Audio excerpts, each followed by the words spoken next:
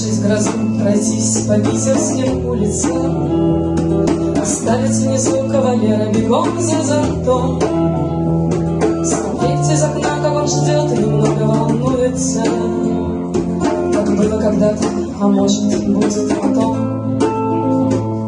А здесь холодные звезды глядят на меня паучьим взглядом. Надежда на прочный мир не особо надежна и не прочна.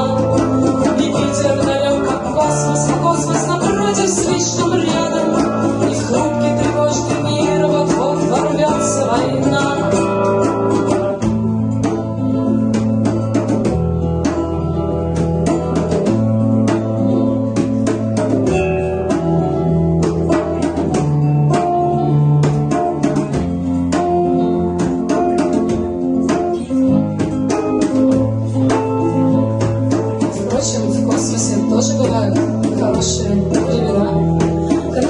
Кофе, живые цветы и любовь, случайные встречи. Но даже когда здесь тихо, все равно как будто война. И если время проходит, оно не лечит, совсем не лечит. По-прежнему звезды глядят на меня своим паучьим взглядом.